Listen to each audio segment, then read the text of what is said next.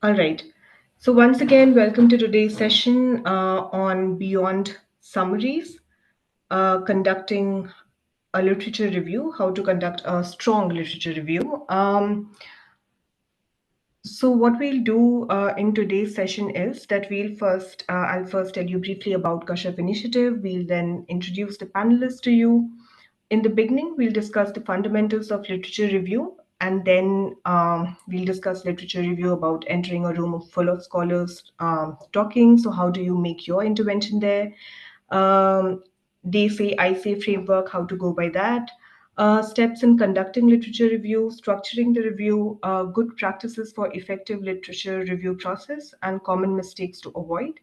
All of these main pointers will be followed by a Q&A session in which you can directly ask questions to the panelists.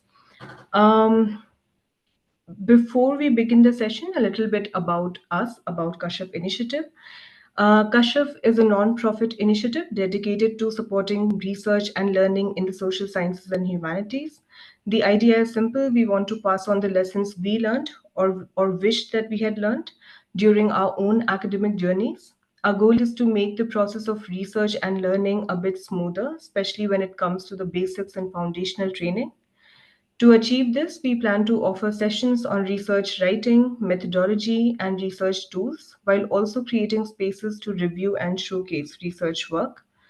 You can visit our website to learn more about our learning schemes and the scope of our work, as well as the upcoming sessions. Um, I'll now introduce the panelists to you. Our first speaker is Sana Shah, who's a PhD researcher based at the Department of History, University of Oxford. Our second speaker is Vidushi Shukla, who's also a PhD researcher. She's based at the School of GeoSciences, University of Edinburgh. Without any further ado, I would now hand over the session to Sana, and yeah, we'll start with the presentation. Thank you so much, Monika. Am I audible? Is the audio clear? Perfect. Thank you so much. So welcome all to today's session on literature review. Before heading into how a literature review is conducted, let's first begin talking about fundamentals of literature review. What is a literature review? What it is not? Why do we need to do it? What is the purpose of doing a literature review? So before we go on to really understand what is a literature review, it is very important that we first get a hang of what a literature review is not by its definition, right? So then we get a clear sense of what it is supposed to be or what it is meant to do.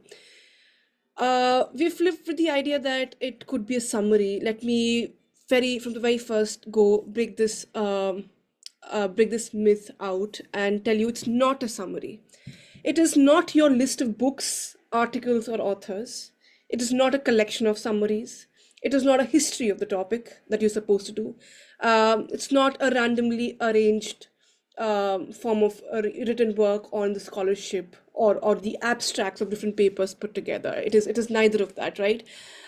We do it because it is a requirement, be it whether we're doing research, we're writing our dissertations, we're doing a PhD, we're writing a paper. We need to put a scholarly, we need to give a scholarly map of all the works that have been done on a particular topic that you're working on. And whatever that topic is, around that topic, literature review is just not simply, again, a list of books. It's not a collection of summaries.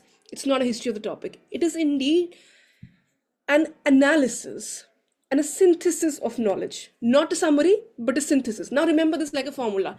Literature review is not equal to summary, it is equal to synthesis instead. Now, the next question then arises, what is a synthesis? Like, what do we mean by synthesis, right? So let's now talk and build up to what a synthesis basically is. So then, literature review is actually a map of existing knowledge on a topic. The purpose is simple. You have to first, for yourself, to be able to work on a topic, understand what already has been studied on a topic, what has been talked about on a topic, what has been researched on a topic. How do you do that? You do that by reading. You do that by reading diverse texts on a particular topic to understand the state of scholarship in that topic. What are the different scholarly works that have been produced? And therefore, once you have done that, it is our duty also to convey In order to situate our research, it is our duty also to convey to the reader that, see, hey, this is what the existing scholarship on this subject looks like. This is what the existing works on this subject are, right? So therefore, it is a map of existing knowledge on a particular topic that you are working on a particular topic that you're researching. Therefore, it is like a conversation among scholars that we join, right? There are people who've written on a particular topic. There are people who are basically responding to each other regarding that topic, right? There are debates in that tradition. So it's that conversation which we try to map in a literature review, and also at the same time join that conversation on our part, right?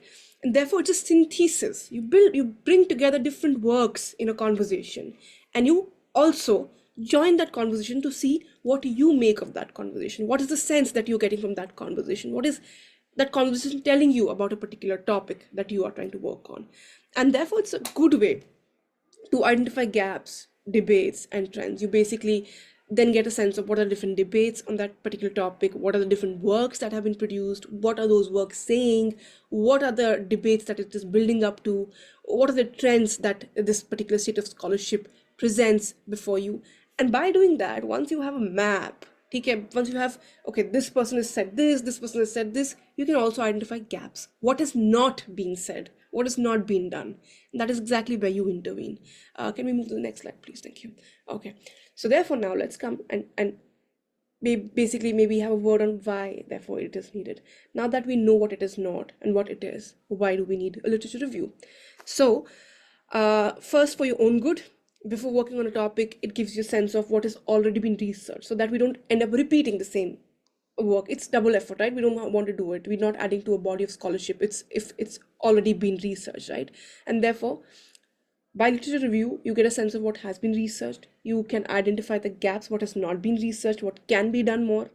You can therefore situate your own work in that ambit of existing discussions which are already going on in that particular field, and therefore your work becomes more latest in that sense, right?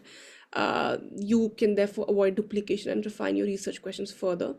And of course, the final step is the final purpose is that then you can also build a theoretical framework for your study. Once you know that what has been done and what has not been done, what works, what doesn't work, it definitely helps to then refine the field, the state of the scholarship, the field that you're working in, and therefore can definitely give you a theoretical framework for your study.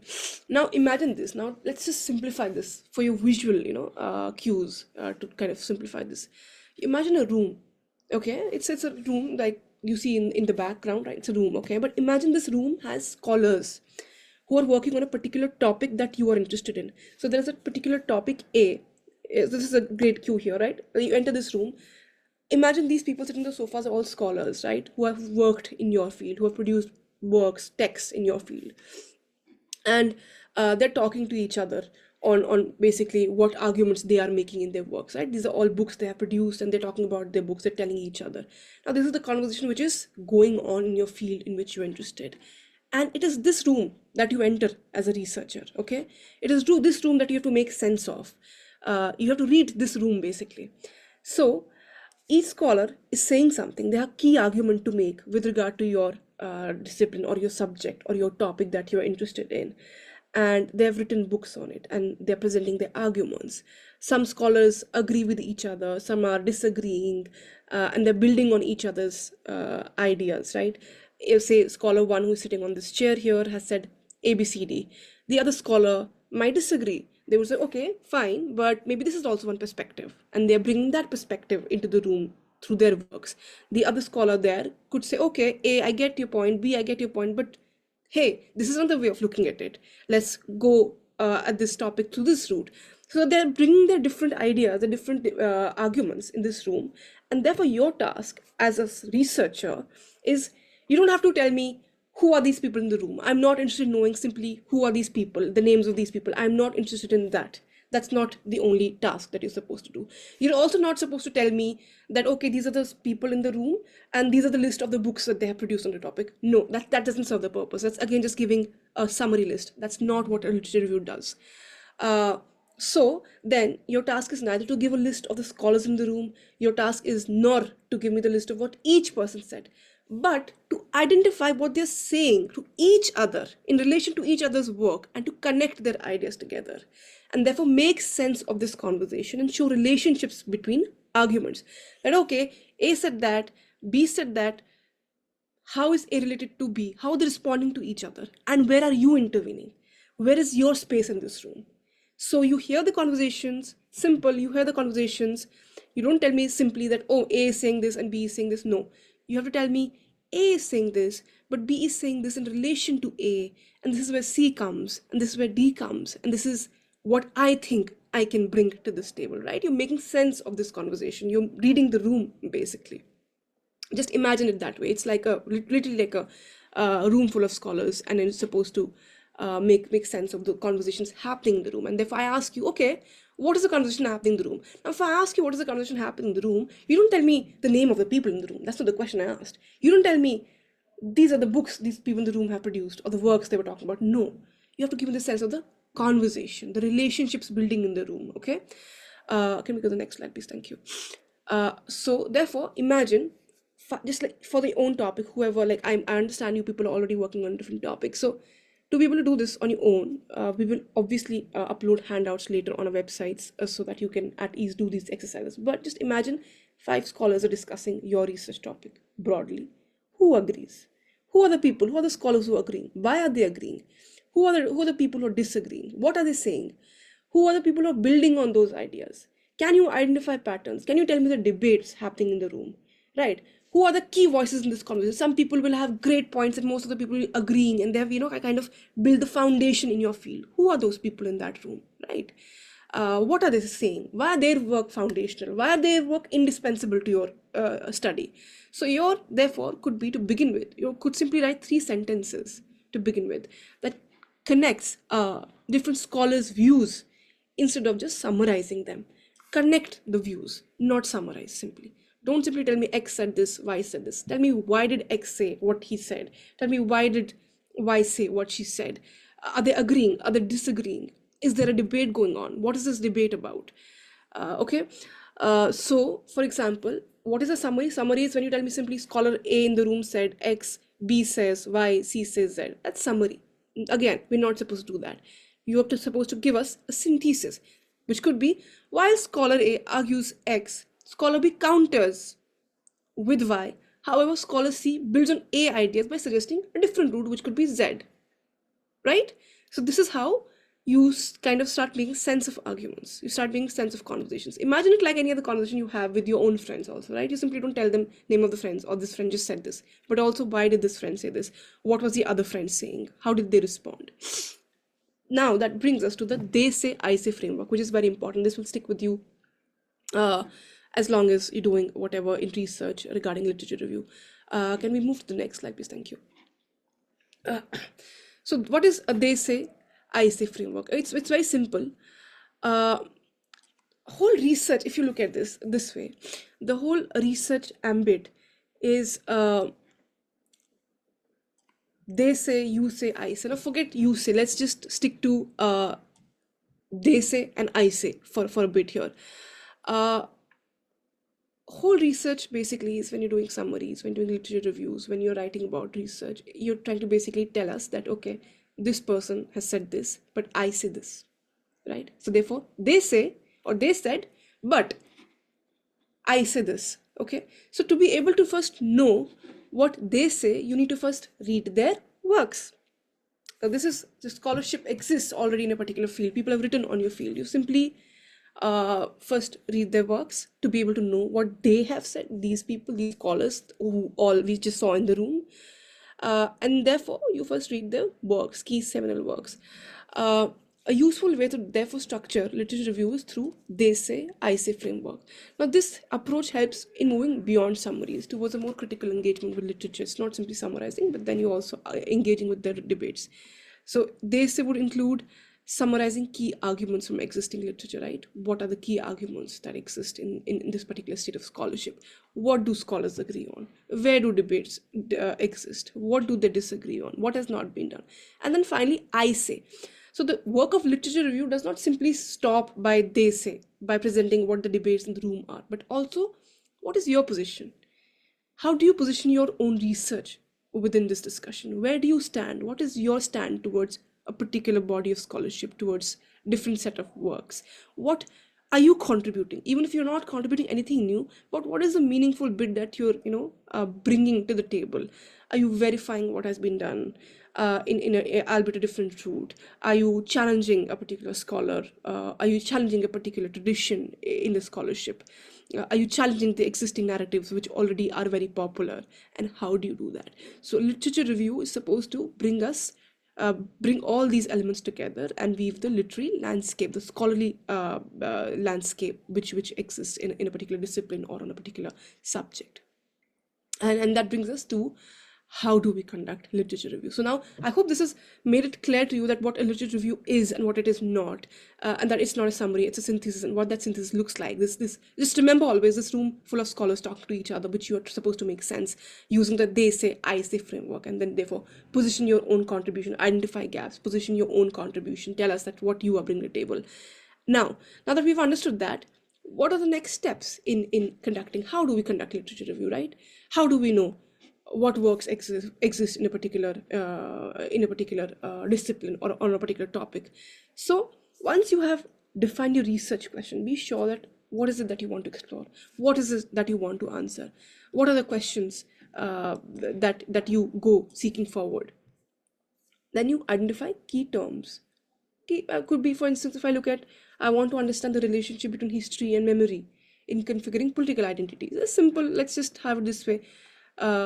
So keywords here for me are history, memory, identity. These are keywords, right? And I will look at synonymous terms, right? What are the terms? Could any other term work for, say, memory? Could I go with a synonym like collective memory? Or is there a related concept to identity? What is important to identity? Oh, could nationalism be one of the categories which comes close to identity? What are its variations? So once I've drawn a map of these keywords and categories which are important to my study, I then start Googling about it, right? I start locating relevant sources. So I either have the option to simply Google it. I can do a simple Google first on simple Google search. I could do a Google Scholar search. I could look at different academic databases which exist like JSTOR, Project Muse. And we've already, so two things just here to kind of do go about this is, once we've already done a session on how to search literature. The session is on the YouTube already. We've already uploaded handouts. They can understand and help you locate relevant resources. We have at length discussed these academic databases, so you can always look at those handouts. They'll help you understand how to search for relevant literature, right? That's a whole different exercise that you need to take, and which is very important because the first, almost one of the initial steps. So please do have a look at those resources. But we'll also be doing more sessions hopefully in the next coming month on how to use these databases. Please do keep an eye out on those if you're interested. So once you've located relevant sources using these databases, using Google, exploring books, journal articles, using libraries, government documents, archival resources, then you have to understand which are the works that are important to your interest, to your area of interest. So you could simply look at download papers and look at their abstracts. You could look at their conclusions or introductions first to get a sense of, is this work speaking to me, right? You don't have to read the whole paper in one go. You of course will at some point, but to just skim, to do the initial filtering, you look at the abstracts, introductions, conclusions to see if it is speaking to what you're interested in. You can also check the citation count, look at the bibliography also, and further see. So it's a snowball method of doing it, right? If you found a particular reading or a text which is important to your work, you simply have a look at the abstract, intro, conclusion, and then also at the bibliography. Now if you found the work is important, the bibliography will further tell you that, oh hi, these are the other works that exist in the scholarships. So maybe you can have a look at the bibliography, the works which have been mentioned in the bibliography or in the references. So that already gives you a further step to work with, right? And then the final job is to organize your findings. Now that you've had you've been able to pick out what literature works for you, what are the different sources that you're consulting, the next step is to organize this. Why do you have to organize this? Because these works are going to stay with you till you get done with your research, or even afterwards, right? So for your own good, organize this. Just don't be like, okay, I've written the literature review, now let's get done with, let me just forget this folder or forget these readings. No, organize it always. To organize it, you can use reference management like Zotero. We've already done a session on Zotero. It's on the YouTube again. You can go and have a look. We've already uploaded handouts also. And we'll continue doing sessions further on this, but these are good reference managements to help you with. And therefore, identify key arguments, contradictions, missing perspectives in these readings. Ask yourself what is being discussed, where does my research fit, what is not being discussed. Read critically, and therefore start writing your review. A review is to write a literature review, integrate sources, cite correctly, highlight key debates. As I said, formalize, synthesize, don't summarize. So that's I think that's my part. I think I've done my bit, and I think now Vidushi will take you further in how to structure and write a literature review. Over to you, Vidushi. Thank you so much. Thank you, Sana. Am I audible to everybody? Yeah, okay. I'll go ahead. So Sana has very importantly laid out what exactly a literature review is, like a conversation in a room. And I can already see there are questions popping in chat box. We will address all of those questions in Q&A. Just be with us, because it's possible some of your questions might be addressed as I speak further. And then, of course, we'll address them if they are unaddressed as we go ahead in Q&A.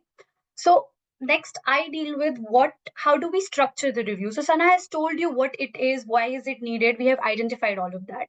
So now let's just come and understand that you have your readings with you. You have read a few things. Now, we will be coming to a bit on critical reading as well, organizing. We will be coming to that. But just for now, you have your readings, you have everything, you have read a lot of things. Now you're going to write your review. So how do you structure your literature review? What should it look like? So for that, the first thing that we need to know is that there are different types of review. Now, till very late, I did not even know that there are different kinds of reviews. And I am only talking about two of the many kinds of reviews. But why these two I have selected is because to know the difference between narrative review and systematic review. And the second one, systematic review, is used very loosely as a term, but it has a very specific meaning. So it's better to avoid using the term saying, I am doing a systematic review and then going ahead and doing a narrative review. So let me just tell you what it is. A narrative review is basically what we are discussing. It's like a room, you're entering a conversation, you're reading different things, you're developing a broad descriptive overview on a topic. You're not following a specific method for arriving at a reading. You go snowball. You basically read one reading, go to the references of that reading, you find something interesting, you read that, another reading, your friend recommends a reading, your supervisor recommends a reading, you read that. That's how you build your reading list, and then you incorporate that in your review. That's your narrative review. You go by your own volition how you're selecting the readings. Of course, you're guided by a goal. It's not a goal without goal reading. So if you want to review something, say on the concept of liberty, you're reading everything related to the concept of liberty, but in and around that. But you will enter terrains as somebody suggested you, something interested you, you will go into that. But when it comes to systematic review, it's a review of a very specific research question, and it is a structured process. I'll just give you an example. So look at this sheet that you can see. It's taken from a paper. That the paper, they have diagrammatically represented how did they go about doing this literature review, and they have also written it in their paper. So all the systematic reviews will have a note on methods, a detailed description of how did they methodically implemented that review. What happens in that review is, so this is a review on green gentrification. They are first telling you what are the search terms that they have, different search terms they have used for this review, different combinations. So then they go into a search directory, they type these combination of keywords, they come up with a list of articles, say 300 articles. So then they come to the phase one, where they then start choosing and picking which articles to read based on these search hits that have come up. They will only look at peer-reviewed journals, maybe only look at certain specific journal database, look at papers from different from a very specific period. So that ways you choose and you narrow you only read only very specific readings based on a search criteria you have set for yourself. So they're discussing the second phase. They are only reading something with respect to certain very specific keywords. If there are keywords like green gentrification and abstract ecological gentrification, then only they will review those papers. Otherwise, they will not review it. So it's a very specific process. You follow these steps and then you arrive at the readings that you're going to review for your literature review. And that's why systematic review is a word that you should be using with a little bit of caution. Most of the times what we are doing are narrative reviews and different versions of narrative reviews. There are other kinds of like scoping reviews, conceptual reviews, not going to go into that, but we are mostly doing those kinds of reviews. Systematic reviews are done, but they are done very structured and there's a method to it, and one can do a separate session on it. Now, once you have realized that what kind of review you're going to do, it's not always a choice, but mostly when you're doing narrative review, how do you go about writing it? How are you going to arrange your review? You are reading a lot of things. So, as Sana was saying, you're entering a room, there's a conversation happening. How do you record that conversation? You don't want to be, you are not a journalist who's going to say, okay, person A, or a transcriber who's going to say person A and exactly say what they have said. No, you have to give a critical synthesis of that conversation. So how do you arrange that conversation? There are different ways of doing it, and none of this is right or wrong. Depending on the question that you're raising in your review also answers a particular topic, a particular question that you raise. And depending on that question, you will choose a specific format. You can do a thematic review. So, for example, I work on homes.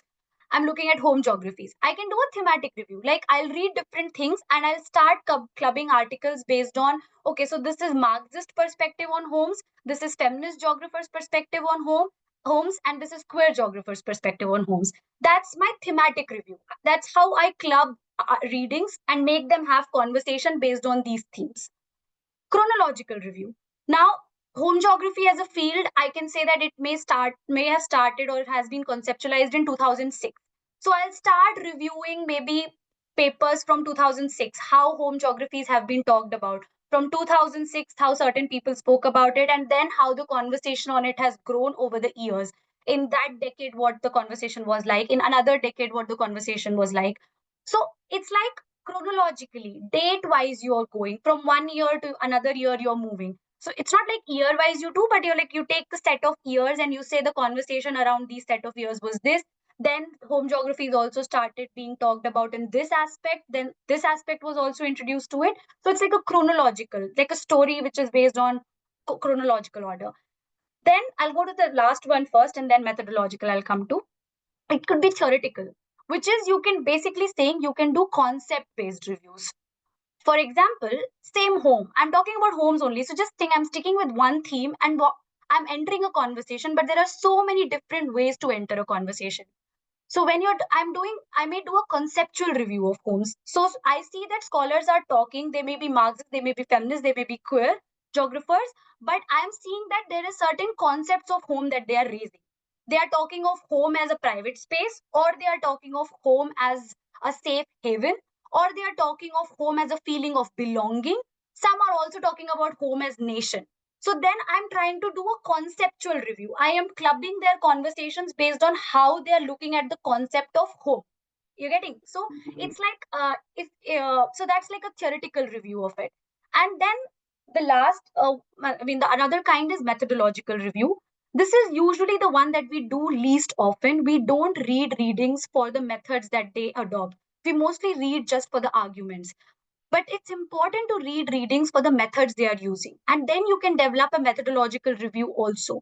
What that means is, just an example, as a geographer, mapping as a technique has grown a lot over the years. Initially maps were understood that you have a map, this is the boundary, this is India, this is the map of India, which is an objective visual representation of a space.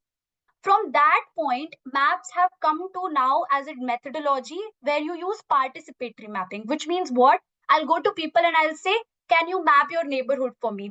Can you draw a map of your neighborhood, the different important locations? So, as if I'm doing a methodological review on mapping, I will try to say how mapping as a technique has moved from there, from that point of objective visual tool, to the participatory techniques today. So it's like a methodological review. The next bit. So once you've decided how you're organizing it, writing your literature review. How do you write your literature review? The approach is you start broad, then you funnel down.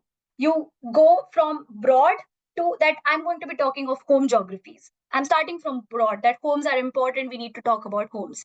And then I can funnel down. But I'm going to be talking of home as a concept in only three terms: home as nation, home as belonging, home as a private space. So you funnel down as a category. I'm not going to be reviewing everything. I'm going to be reviewing and bringing in this room of scholars. I have heard a lot of people talking.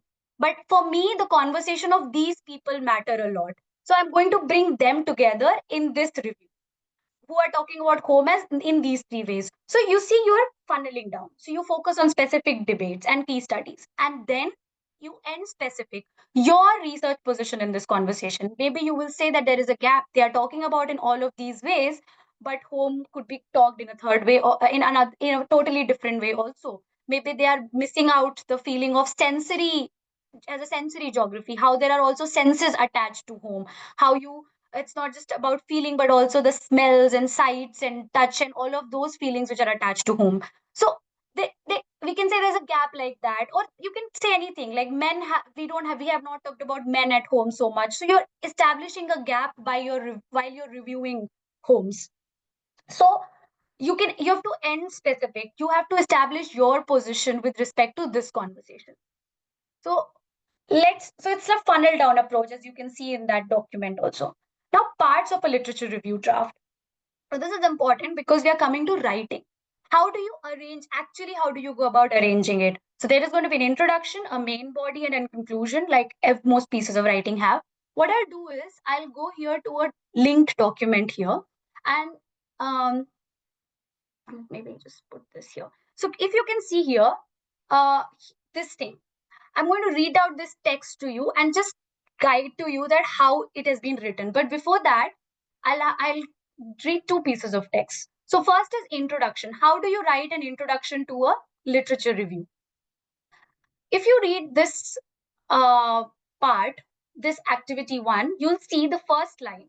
Human behavior is complex and many theories have been proposed to explain it and what motivates it. So you see, in an introduction, what you're trying to do is you're trying to tell what your literature review is about and how you're going to do it, what you're going to talk about in your literature review. It lays out the expanse of your review. So if you look at this example, it tells you that it is going to be talking about human behavior. Then you look at this line. This review will deal with three major themes. It tells you what themes exactly it is going to talk about. If there is a topic sentence that it is going to be about human behavior, then it is going to talk about the structure of your review, that it is going to deal with three themes only. And also it will tell that the focus, now you can talk about themes in various ways, but it is going to look at these three themes, but only with respect to times of crisis. So you're seeing that this introduction exactly lays out what is being done in this review. And there are not any citations here because introduction is just what you're going to do with the review. You don't have to put any citation necessarily there. It definitely cannot have a lot of citations beginning. First thing, just putting and loading citations, not needed. Give a structure and what the review is about initially. Maybe you can have one or two citations if there is some key idea, some key author you want to introduce, but it will have very minimal citations and it just lays on your understanding of what this review is going to be about. Once that is done, you come to the main body. In the main body, we're going to read this text and see what it could look like. So this version, so what happens is, this is a study which review on how there are like postgraduate students in British universities, their grammatical skills, their grammar and punctuation skills. What are those like? So what the study does is it brings different readings and articles it is referencing. So it's saying that one particular reading is saying one thing, McDonald and Gray, then there is another reading which is saying another thing. But focus on these words. It first introduces one reading and what they are saying. Then it says Redmine and Heap concurred with these findings, concurred or agreed with these findings. So there is a relationship being drawn between that reading and the second reading. The third is, however, no such decline. Now, however is telling no, but there is a contradictory movement also. Some other reading is saying something opposite. Then you see an intervention. There's a contradiction being highlighted here. So relationship, as Sana was talking about, is already being laid. This sentence, this discrepancy may be resolved by looking at the only available comparative objective evidence. What it is trying to do is, it is your voice coming in as an author and saying that there are contradictions. Now, in order to resolve those contradictions, we have to look at a comparative study, and there is only one available comparative study. We are going to look at that, and then it sort of gives the argument of that study. Finally, so in your main body, you are trying to tell what are the similarities and differences between different readings, their relationships, and then you're going to take a step back and say, okay, so there are these relationships and similarities, but what is the bigger picture? What does it all mean in the larger context? And see, this is like a your take on it, which is that we may therefore conclude that this is a problem of perception rather than reality. So there is a topic introduced, and then they close and have a sense of what is the bigger picture. So there is that I voice also coming in. So you see, they say you say, kind of like the contradiction movement is happening, and then you finally end it with I say. So I how you are bringing in your voice there. Now, if you look at another way of doing it, is also, just I want to point this out, is that sometimes it's not always to say that similarities and differences. What you also could be doing is, sometimes there is an idea that many people have talked about, and you just want to say that there is a lot of literature on this. So for example, here this is an article which is trying to say that there is a lot of literature on home being disrupted because of natural disasters, being destroyed because of natural disasters. So you put all the literature together instead of saying Azmi and Lund have said this, then Blunt and Dowling also have said this, then Brunn and this one also have said this. Since because all of them are talking about home and disruption by natural disaster, we just put all of them together in one citation. That's also to be done. Especially when these are like secondary texts. These are not main texts for your argument. You can just club them together like this. Finally, conclusion. It's not just a summary. It is not a recap what has gone. It is a recap also in many ways, because a lot has been talked. You want to put, okay, this is what we were trying to do. But also you try to say, okay, this was the gap that I was trying to arrive at. This is what I am trying to do here. So you tie everything together and you say what you are trying to say through all of this. Your voice becomes prominent there in conclusion. I want to just say this thing. Most of the times when we are writing, we concentrate only on the main body. We give very little importance to introduction and conclusion. We write them towards the end. While it's okay to write them at the end, but they are very important pieces of your writing. Introduction is like the hook. Only when the reader knows what the author is trying to do, will their attention hold to read the next part of it. And the conclusion kind of puts all of their point of views together to one particular thought. It's your opportunity to bring and collude all those thoughts together to one focused point. So those are very important bits of text, and one must pay very good attention when they are writing to introduction and conclusion parts. Good practices for effective literature review process. As Sana was saying, organizing readings. So catalog the readings. Now, this is just an example, a catalog that I'm sharing. This is one way of the kind of catalogs you can build for yourself, which means what? That you organize your readings. You're reading so much, especially if you're a PhD student. You're reading a lot. You read something in first year, you are writing something in third year, you don't know what you have read. So catalog your readings. But just there are this kind of catalog could be helpful, is that say what that reading was, especially for your main reading, some of the very important readings, definitely you could do something like this. What was the purpose of reading? Why did you read it? What the author was trying to do in the reading? How valuable it is to your research question. If you're just using it for the literature review process, maybe you can say what specific theme of the literature of this topic this reading is talking about. You could put that in relevance.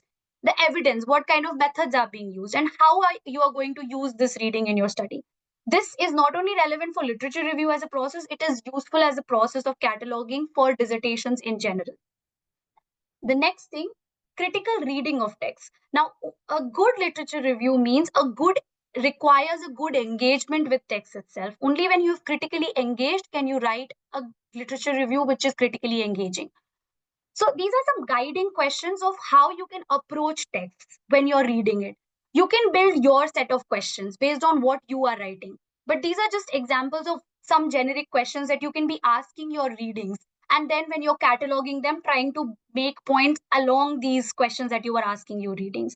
So for example, what is the hypothesis or what is the key argument in the reading? We'll be doing a session on reading readings for their key arguments on 22nd, just putting it here. Okay, the next bit. What is the method?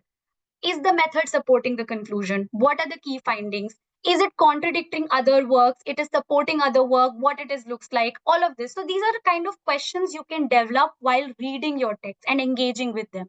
Make notes along these lines, put them in your catalogs, and then that will help you to build a kind of relationships in your readings and being able to write a good literature review. The next, writing tips. Yes. So finally, some tips for how to write a good literature review. Sentence structuring. What we often do is we kind of uh, sometimes tend to write long sentences, 3-line sentences, 4-line sentences. No, sentence, you can, it can also be your style, but usually it's a good idea to write simple, short sentences because it is easier for people to read. The whole point of writing is for people to understand what you're writing. So avoid complex sentences, write shorter sentences, less jargons. A good idea to follow is write sentences with one thought. Don't multiply the thoughts in a sentence, one or two thoughts. Don't make it like 3, 4 thoughts together in a sentence. So just try to see if your sentence is conveying one thought or is it like cluttered with too many thoughts. And what is the length of your sentence? Is it 3 lines? Then make it shorter.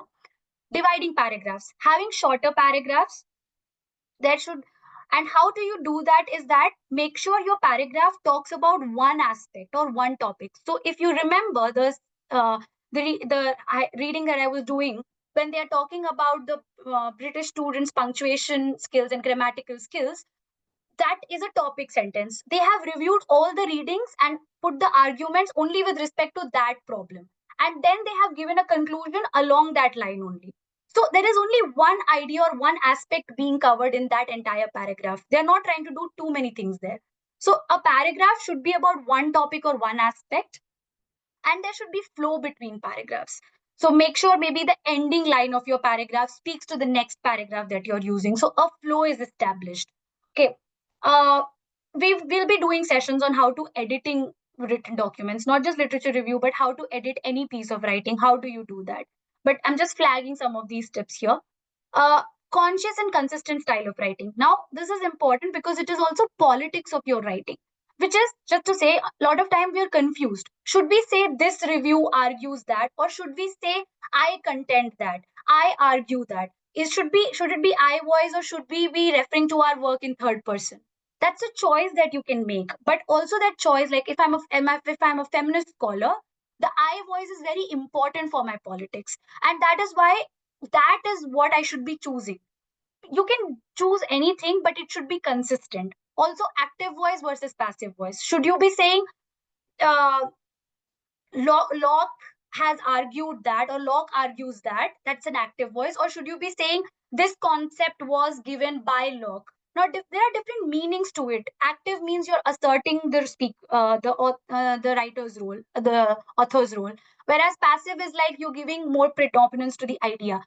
These are choices. Nothing is right or wrong. Choices that you make, but each choice comes with its own politics. Just be aware. Try to be aware of it and make consistent choices. That's what.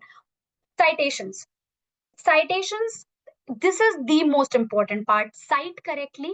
So use a format. We have already discussed this in Zotero session which is on YouTube also. Consistent citation style. Use one citation style. Be consistent with this. You can use reference management softwares. Don't use big direct quotes, like you just copy paste an entire paragraph because you don't want, you think it's very important and you put it all there like a block quotation. Not needed. Try to use less direct quotes. Direct quotes can be used, have to be used, but where you think they are conveying the key argument or the key idea. Okay. And then, so there has to be a balance differencing. Don't undercite, don't cite less. When you're paraphrasing, also cite in the end of that paraphrased idea that this is this author's idea, and cite with page numbers. But also don't overcrowd with references, that in every line there is one reference, then your voice is lost. So there has to be a nice balance between they say, you say, and I say framework. And cite with page numbers.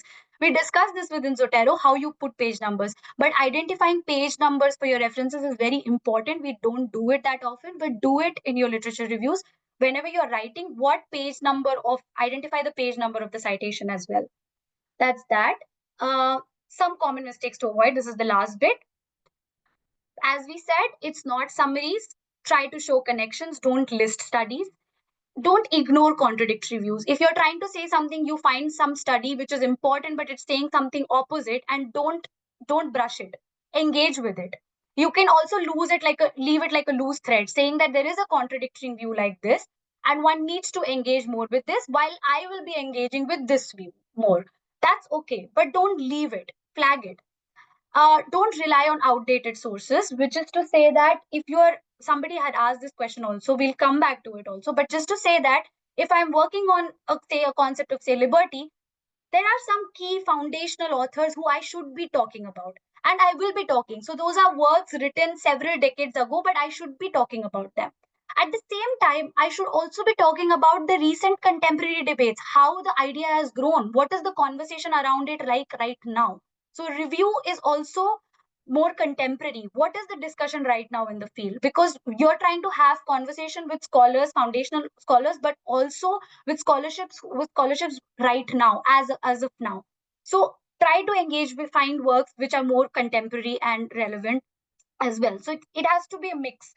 And finally, don't you proper citation is very important. So with that, I end my discussion, and we open these are some of the references we'll be sharing with the guidebook as well, which will have activities and everything.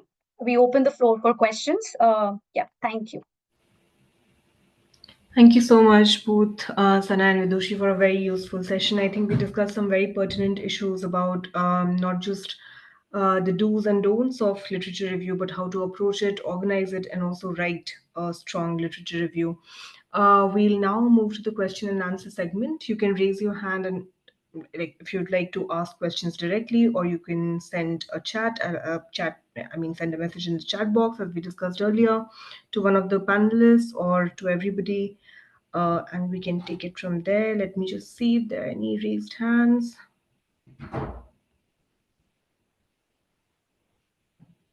Okay, while you're taking time in doing that, let me just go to the chat box and see. Okay, so let's begin from the first question put in the chat box, which is there any criteria or time frame to select scholarly works, or we need to discuss everything written on our research area? So, what is the criteria to select what scholarly works to refer to, or should we discuss all the scholarly work in a particular area? Sana, do you want to take that up? I think you want to go first and then add if anything's left. Sure. Yeah, sure, no problem. So yes, that's why I was, as we were mentioning, it's important to have a topic or a question for your literature review. So, if you have a topic set in your mind, as I said, initially when you're reading things in and around. But when you start writing your literature review, maybe you decide that your work is going to be about a specific aspect of that topic. And then you try to then bring scholarly works around that aspect. I'll just come to bit what I mean by that. So, for example, as I was just giving you an example with homes, I can talk of homes in various ways. I have read different kinds of texts. One way of talking about home geographies is how have different scholars uh, with different theoretical backgrounds have engaged with the concept of home. Now, this is just about different theoretical scholarship on the concept of home, which means what? I need to bring in perspective, which readings which are talking about a Marxist perspective, a feminist perspective, a queer geographer perspective, a cultural geographer perspective. So those are the things that I will be bringing, because my question is about the different kind of theoretical scholarship on homes that they have done.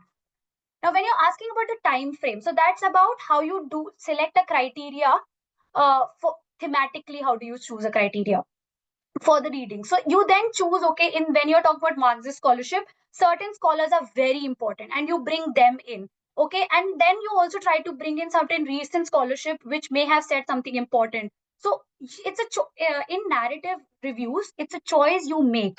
You decide who are important scholars, who have been cited constantly in different kinds of works. Their works are appearing in most of the recent articles. You can see the citations, where they are cited, how many times they are cited. And so they are very important to talk about. And that's why you include them.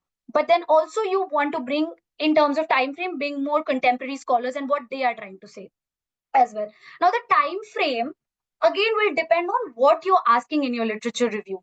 You can set a time frame for your study. So, for example, if I have a friend whose works on, say, Adivasi mobilization in a particular region from a period of, say, 1950s to 1990s in a particular state in India. So, if the work is around that, the engagement with the literature there will be between only 1950s to 1990s, maybe a little before that. But the literature after that does not pertain to their work. It is only about this aspect of this time frame. So the time frame also will depend on what is your topic. You choose it. If it's a more generic literature review on home geographies, what the same example that we have, then I might want to bring Marxist scholarship, feminist scholarship, queer geographers.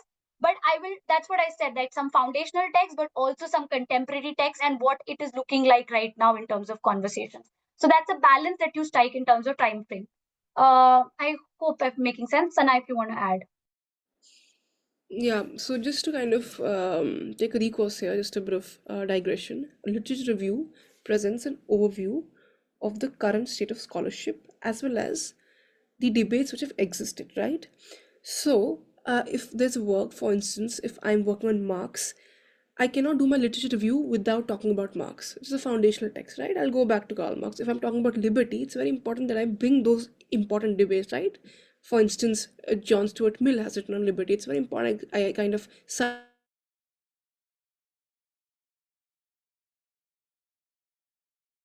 literature here, right? So for map, it's very important to show the milestones. This was the first step. This is when the debate emerged. So I have to give some idea that when the debate started emerging, it's important. Then you move towards the present. Basically, you basically list out what other important developments have happened in the field, right? So sometimes what happens is only slight improvements are happening in a debate, the slight evolution, which you can ignore. It's not important for my research. But those foundational shifts. So for instance, if I'm talking about liberalism, for instance, okay, we've had some great thinkers they've done, I've written about them, they're arguing this, but then there's a foundational shift. For instance, in the late 1970s or 1990s, when John Rawls is writing on liberalism, there's a shift. I cannot imagine a literature review without talking about that, right? So it really depends on the question that you're engaging with and the people who are foundational to it. Now it's a huge time. Sometimes what happens, I need to go back in 1600s, lay the foundation, right? I cannot be writing about all literature which has happened from 1600 to 2022. It's impossible, right?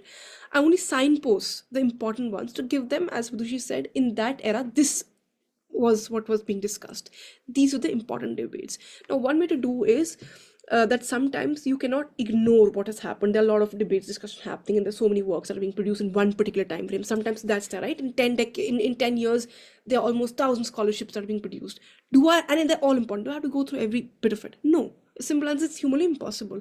So what you can do is you can simply select one line of argument which was prevalent at that time, cite people who have written about it together in one bracket, right? An in-text citation, and you can simply say this is what was being discussed. So these are the important views prevalent at that time, and do that. Or the other way to do it is to simply take one representative or a representative text or an author or one author who exemplifies that trend. So if I, for instance, have to look at particular trends in Marxism, for instance, which say revisionist Marxists, all right, or I have to go back to foundational classical Marxists. There be particular scholars who belong to that particular trend, and then there'll be one work which will be totally important. So I can simply use that work to say that this is what was being discussed, and there's scholarship around this. There's so many scholarships around this. Maybe I can cite or maybe give few citations, but that I'm discussing that one representative work or that one work which exemplifies that particular trend. Okay, so that's one way of doing it. So again, time frame will depend on what the question is asking, but these are one of the few ways of discussing it. You don't have to discuss everything written on the research area. It's humanly impossible. You're not expected to do that. You just simply the idea is that you have read a lot of works and you simply in your literature review, in this short bit of word count that you have, you're trying to present to the reader the state of affairs, the state of existing scholarship, so that they know, okay, these are the important bits that happened, and I need to be aware, because there's certain milestones that you cannot do away with. What is happening between those milestones are also steps that are leading you to another milestone, but sometimes you can let go of those steps because there are too many. But milestones you can flag to kind of tell people that these are the developments happening. I hope that has answered the question. Monica, do you have anything to add? Not really. Actually, this is exactly what I was also thinking. So I think this question has been sufficiently answered. Let me just move on to the next question because I don't see any hands raised in the participant list. But please feel free to raise your hand and ask the question directly as well. There's one question by Dipanshi, and she asked a question before as well. So her one question is that what if I choose a topic where nothing was earlier published? Also, how literature reviews were done in the past. And she also asked in the beginning that do we mention the name of the scholars when we are doing literature review? So, Vidushi or Sana, anybody? Sana, do you want to go ahead on I that? think she's more suited to answer that question because Okay, sure. her Yeah. problem. She did not have enough literature to begin with. Yeah. Yes. Yeah. Where nothing was earlier published. If you choose an area, we've been asked this question a lot of times. So one experience I'll share is that I was working for my MPhil dissertation on balconies. And everybody who would hear it, they thought that it was a very novel topic and not much was written about it. I also kept thinking of it that way until there came a point where I found a journal which is called Home Cultures. And I never knew of this journal because I did not even know that there was a specific field called home geography. So there are specific journals. There is a whole journal dedicated to studying home cultures, and there are works in that which are talking about balconies. And then there are lot of journals in architecture which talk about balconies. So what I'm trying to tell you here is that a lot of times we presume that the work doesn't exist because we come from a specific discipline. There might be other disciplines which have talked about it. I was a political science student then doing women's studies. I did not know much of the field of geography. So then I never knew that these works existed or cultural studies per se, or these journals existed. So, good idea is to think of what are the different disciplines which are speaking to your research topic, and then maybe um, this is one of the ways. Then I can take other ways also how to find literature, that you search the names of journals in that discipline. So say example, I'll say what are the journals in geography. It will show me all different kinds of journals which exist, and you might come across a journal which is related to the kind of work that you do. And when you go and search in the repository of that journal, you will find works. When you do a normal Google search, it doesn't show you these results because all the algorithms and how it works. Google Scholar is never enough as a search engine to find literature. These are the ways you I would really that's why I tell you that there was a session on literature search simplified which deals with these aspects. You diversify your keywords. I was working on balconies. I could start searching on other areas. Maybe I could just start searching with literature on homes, on just thresholds as a term, instead of searching just for balcony, because these are related concepts. Though that literature will still speak to balconies, it may not be just about. So just stop. If you may have to stop being very specific about it. In our search, we can play around with other keywords and search for literature. So mostly there is so much scholarship that it is very unlikely that there is no work around you. Even if there is no work on your topic, there will be something in the larger field, in the larger discipline. There was work around homes and home geographies. If not on balconies also, if there was no work, if there was nothing on thresholds, nothing, but there still would be work or engagement on housing and home or something. So you then go take a step back and say what the field has talked until now, and then you say that there is nothing but on this aspect of this field, and then your work becomes even more important. And why talking about it is important, you pitch that. So a lot of this finding literature, the question or your question has to go back to how do you search for literature, what are the different ways, and how we find out new literature, and how, if we don't have, then what are the ways around it. So I hope that answers your question. And also how literature reviews were done in past. Um, Sana can take it. Yeah, she wants. Yeah, yeah. So, but I think I have. Yeah, thank you so much for the question. I hope the first part of it has been, I mean, kind of addressed by what Vidushi said. So just to kind of give you, I know it's a curious question. We don't ask how literature reviews have been done in the past, why are we doing it now, etc. So just kind of trying to be brief on this. So if you know, I mean, this is a trivia that we share in political science. Hobbes did not cite anyone in his work, right? There was no literature review these people were doing back then in the time, right? So the concept of literature review, as we know it today, did not always exist, to really put it that way. The way scholars engage with prior knowledge, of course, has evolved, and there are different evolutionary trajectories. If you have to and kind of put a year to it, so before 17th century, you know, when ancient philosophy or scholarship was being presented, it contained it had basically self-contained arguments, right? And then scholars really relied on foundational texts to kind of engage with the debates. There was no citation taking place. There was sometimes marginal notes that they were working with, right? They would like put in their text that this person had made a dialogue on this, just making a note in the margins of the work. So that's how it kind of worked. But then, you know, when say in the early modern period, as specialization kind of took place, there were more specialized branches emerging. People started engaging with each other's text. Also, back then, literature review was impossible because you did not have technology, you did not know people were writing in other parts of the world. So you essentially did not have any idea that, okay, these are debates which are taking place in maybe some other continent, some other country, or some other region, because you did not have communication. So it was a very self-contained world of scholarly engagement, so to say. But then as transport, communication, etc., all of these things started getting better or improving, people started engaging. They got to know that, okay, thanks to the press, the original forms of press, people started getting to know that, okay, these are discussions happening in other parts of the world, closer to their region maybe, and they started responding to that. So a response kind of a more distant response started coming up. So, but still, it was very indirect in those terms, so to say, not as direct as we now do it. The Royal Society, I think, in 1660 was founded for more explicit referencing.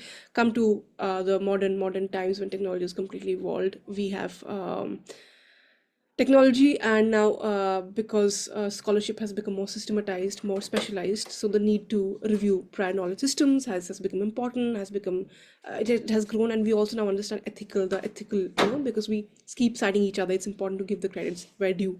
So now this is the modern format is taken, where there's more technology, there's more software, there's more organization. Back then, that kind of organization was not there, and people would really painstakingly make notes and use those index cards. But now we have reference management systems, so this is where we are. I hope that's kind of giving you a brief overview. Is there any other question, Monica, that I need to address here? And we have copyright. Anyway, the first question about, do we mention the names of the scholars while doing literature review? There's no problem in mentioning names of the scholar if the scholar is very key to your argument. So again, I'll go back to Marx. If there's a work on Marx, of course I need to cite the person. If there's a work, say if I'm doing something where Ambedkar is completely important, of course I'll go and mention. If there's Gandhi is important, of course I'll mention that person. And then the secondary text around that. So in the secondary text, I can not really, if it's not absolutely important to my work, I can skip listing the name, but in the bracket I could maybe say these arguments were prevalent, and in the bracket I could give multiple citations of that particular thought, people who represent that particular line of thought. While I'm just kind of flagging that thought in the sentence, I'll just quickly give multiple citations, right? But you don't have to list each and every of it's not important, as long as you're giving the argument and you're putting some representational citations out there in brackets, or footnoting them. Yes, Monica. Bye. Yes, so I mean, inevitably you do name the scholars, right? So either you mention them directly that this person has said this, or you mention it in the citation bracket, right? So I think this question emerged in that context where Sana was saying that I want to know the conversation that was happening, and not so much that who said what. So we do who said what only in this particular, context that you have to cite. That you learned this from a specific place, and everything that Sana just said about copyright and the fact that we need to give credits from where we are learning a particular information or observation. All right, moving on to the next question. I hope that responds to your question, Dipanshi. Otherwise, feel free to raise another question. How to identify key themes at the initial point of literature review? I'll ahead first. So I think one good way of doing it. So when you're starting to read things, you of course don't have key themes in mind. You're only beginning to read about things and getting to know what the field is like, how the topic has been written about. And I think a good idea to begin with that is to find review papers on what you're talking about, the topic. So for example, if I was giving example of green gentrification, if there is some review paper on green gentrification, so we have talked about this in our literature review session, how to search for review articles. What review papers do is they review the existing literature for you. They have already done the work for you. They have already signposted the literature. They have told you what are the themes raised in that literature, how it has been talked about. So that's a good beginning point because that informs you of the already existing themes. And then you you can go about exploring that literature, and then you start building your repository of literature. You read more things around it, people what they have suggested, the works that you come across. You build a map of literature that you want to read, and you read, and then when you re-look at it, maybe you can arrange it in a different theme, in a different way. No, so for example, maybe a lot of the ways in which home has been talked about is home as haven, like it's a safe space, it's haven. But then at some point, so this was a literature that was existing for a long time, that is how humanistic geographers started talking about home as a safe space. Then came feminist studies. Now imagine they are also doing literature review. They would have reviewed all these works which are thematically talking of home as safe space, as a haven, as something which is very special. And then they felt that no, but there is also a lot of oppression happening within homes, gender based oppression. So it's not a safe space for all women, it is also a space for domestic violence. So you're seeing that there was a theme of home as safe space concept, that kind of conceptual theme. And then they introduced their thematic to it, which is like, no, home as a site of oppression. So a good way as a scholar to understand what are the themes existing already, review articles could be a good place to begin with. Or else in general, when you're reading, when you pick up any article, they always have a section where they're reviewing literature. That also signposts for you how the field has been explored thematically around that topic. So those are your ways of understanding and storing and making sense of how the field or the topic has been explored thematically. And then you go about creating your own thematic organization. You can agree with it, you can add to it, you can disagree with it. There can be different ways about it. So now, if you want to add, or Monica, if you want to add. No, I'll just quickly kind of flag if you if you go to YouTube, we have done sessions on how to search for literature. There you'll get an idea on how you can really go about searching and initially identifying themes using those tools and techniques for searching literature. But just to add to Vidushi, just to kind of make the task very easy for you, if you know what you're working on, good. Go to Google Scholar right now, open it, type in your query, type in, if I'm working on justice and liberty, I'll simply put the keywords justice and liberty, and in the side column of Google Scholar, there'll be a category, there'll be an option for me to choose review articles. Vidushi was saying about review articles, so very helpful. I simply click review articles and it shows me all the article. What are review articles? Review articles simply go over the existing state of scholarship in a particular field. They've already reviewed those works for you, so you simply get to go through those review articles and they tell you what the scholarship looks like, what are different themes. Helps you identify those themes, right? Some of the themes might strike a chord with you and you want to go that in that direction further. You simply then go to that particular author or the body of scholarship which speaks to your work or speaks to your interest, and you further search for it using Google Scholar or other snowball methods like going by the bibliography, etc.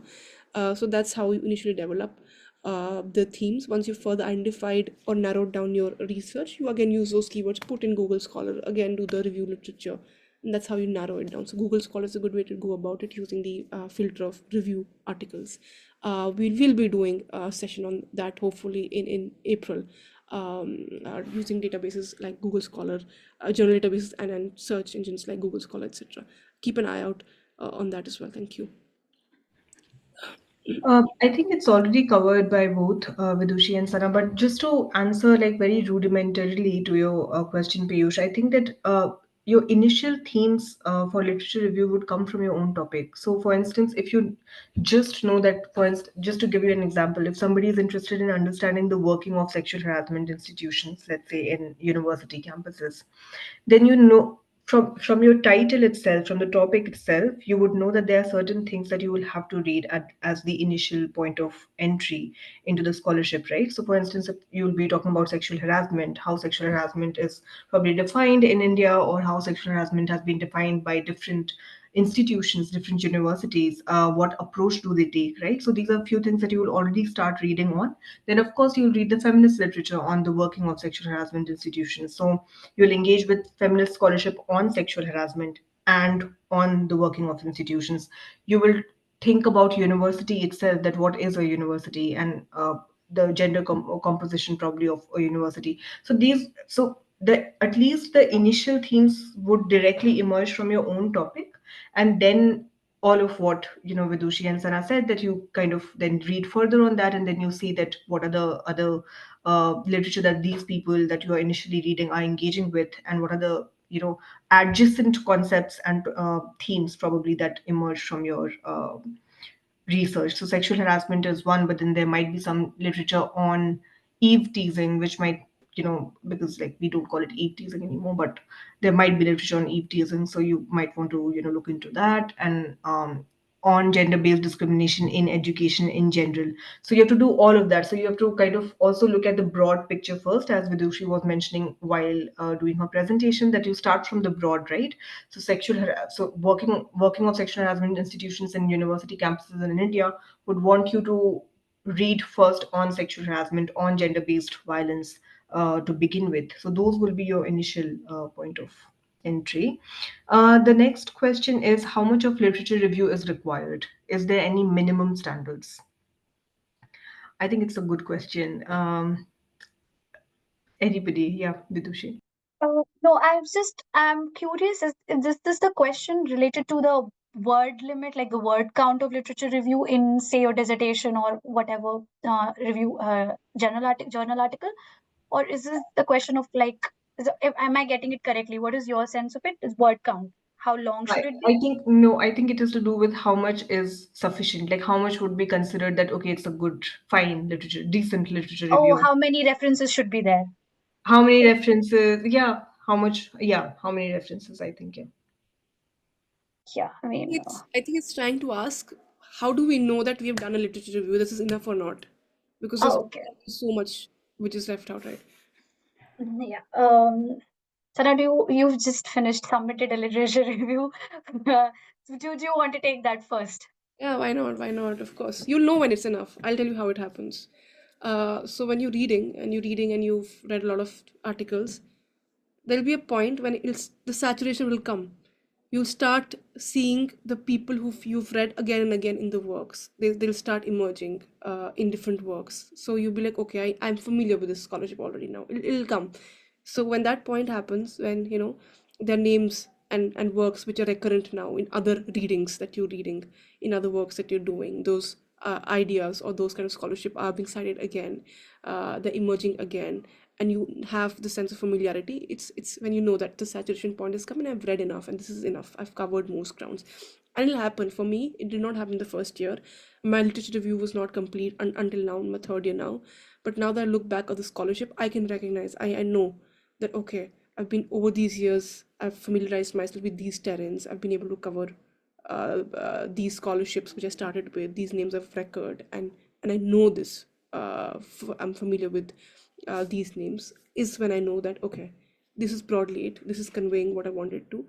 Just be sure. It really depends on your topic. If your topic is multidimensional, just be sure that you've been able to cover all dimensions, all aspects of it in your work.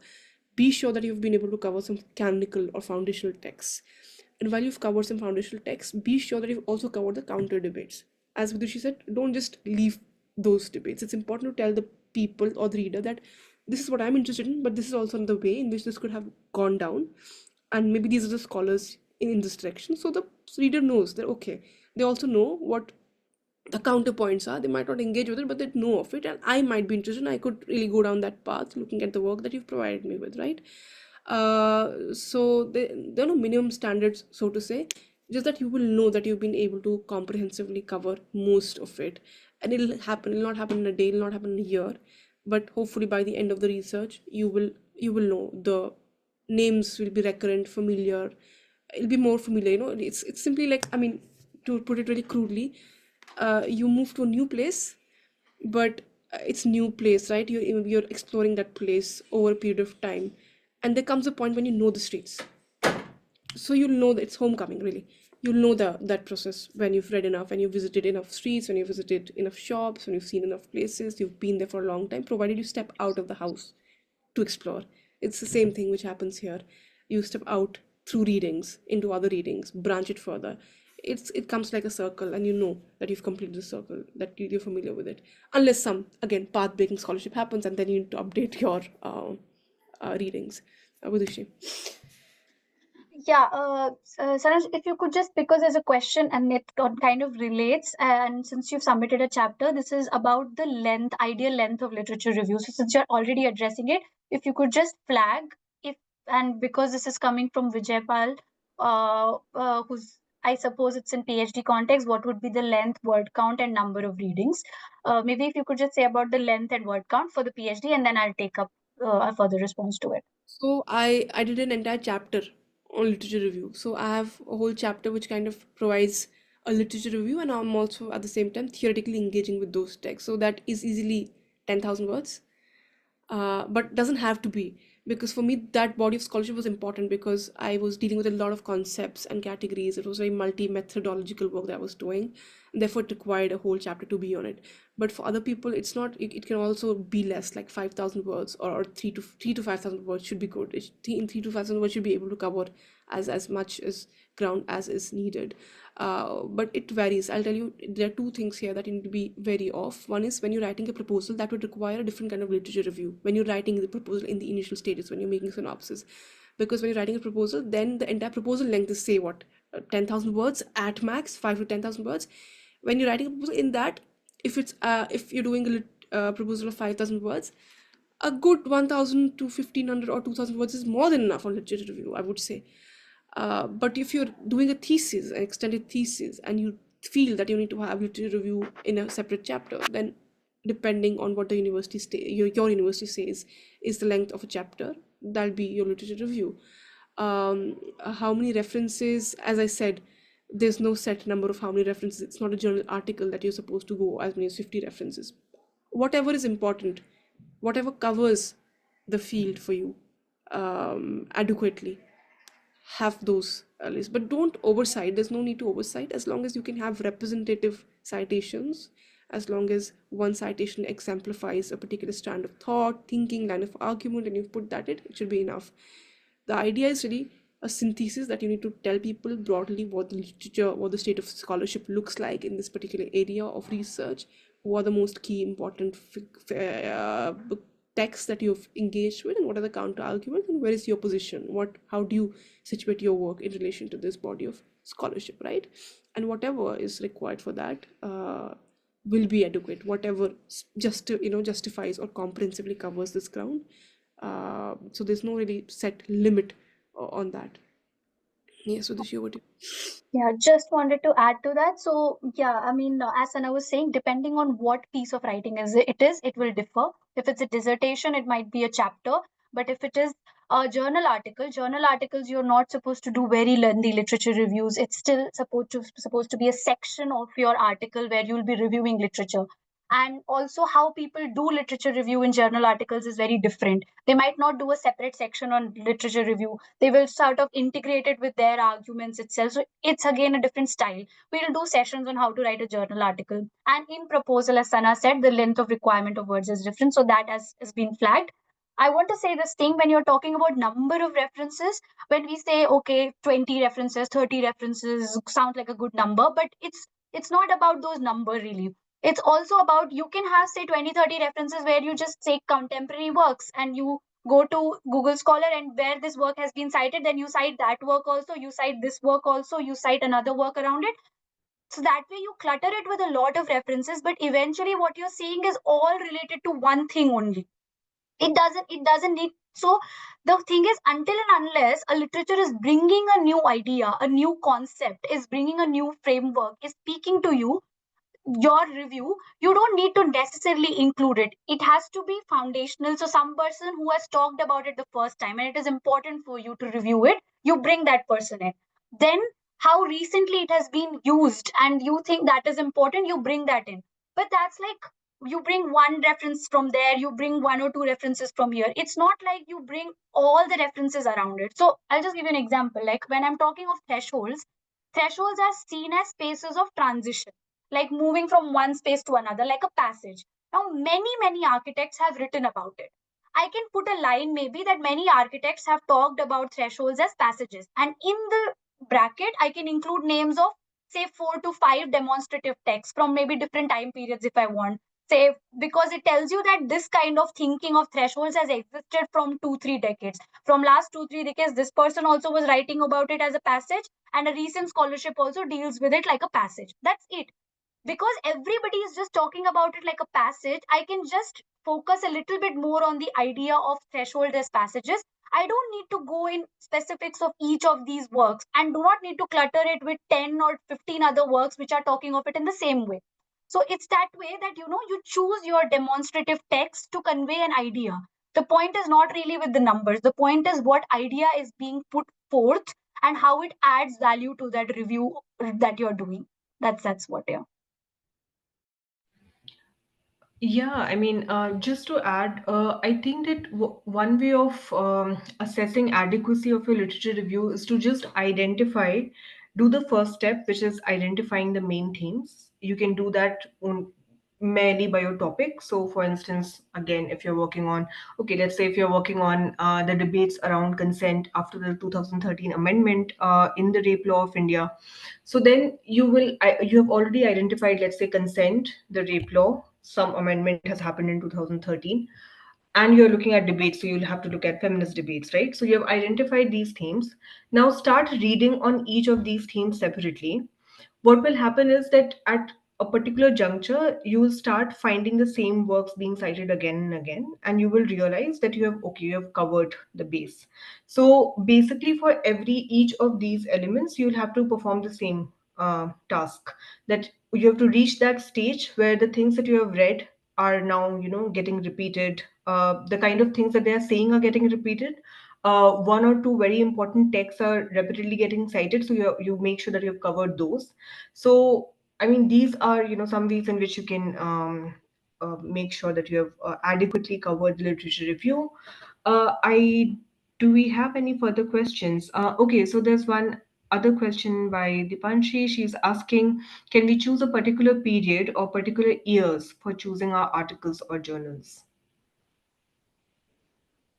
Uh, I'll just quickly say this, Sana, then you can add in. So, as we already talked about it, so you can choose a period, but you'll have to justify your period. It cannot be arbitrary. So, as it's very important to say that literature review is almost taken as granted as an exercise, but it is a foundational exercise for your research. It lays the background for your research. How you will do your research, what questions you will ask, are determined by what kind of review you are doing.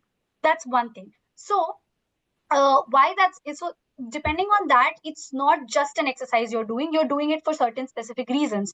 Then you choose the period based on the topic, the research question you are asking. As I was telling you example of the work that I was referring to of Adi Mercy movements from 1950s to 1990s, and that is the period you will only be searching for works during that period. Or as Monica was mentioning, if for sexual harassment debates 2013 becomes a critical period, for so to say, then maybe you'd say that if your work is trying to deal with the concept of how post amendment, how the concept has changed or traveled, you might want to read works after 2013 and not maybe before that. So it really depends on what kind of question you are asking, and from when then how do you start the period and define the period for choosing the literature. So you can always define the period of search, but it has to be justified. It cannot be arbitrary choosing. And then, as Sana was saying, even then, for example, if I'm dealing with question of social reproduction of housing, there is a recent review paper had come out. Now, somebody like Engels, so that how is very foundational. He has written on something called family and private property, all of that. So then he becomes very foundational to it. You cannot write a review without referring to that work, because that was the person in from a Marxist perspective, social reproduction perspective, has talked about it. So that's why certain flags, certain marks become important to your work, and that is something that you will have to make yourself aware of when you're reading. So certain foundational principles will have people may have to be cited because they have kind of laid out the field for you. That is one thing. So, but you can choose journals, as I was mentioning. You can now that period and journal choosing is something for systematic reviews is done very, like, it is usually the way that systematic reviews are done. Narrative reviews are not done like that. In systematic reviews, you sometimes choose your period, you define your period, you also define the journals, and you only review articles in that period in that journal. But in a narrative review, you do it based on what you it's a kind of your volition, your choice, but it has to be defined by what you're trying to do in your literature review. It is not arbitrary at all. Yeah, that's what I want to say. So you can choose all of these things, but you have to justify your choices. It cannot be not justified. If you're doing a feminist work, you cannot not choose a journal which is dealing with feminist work and which is very important. Uh, so that is why your choices have to be justified.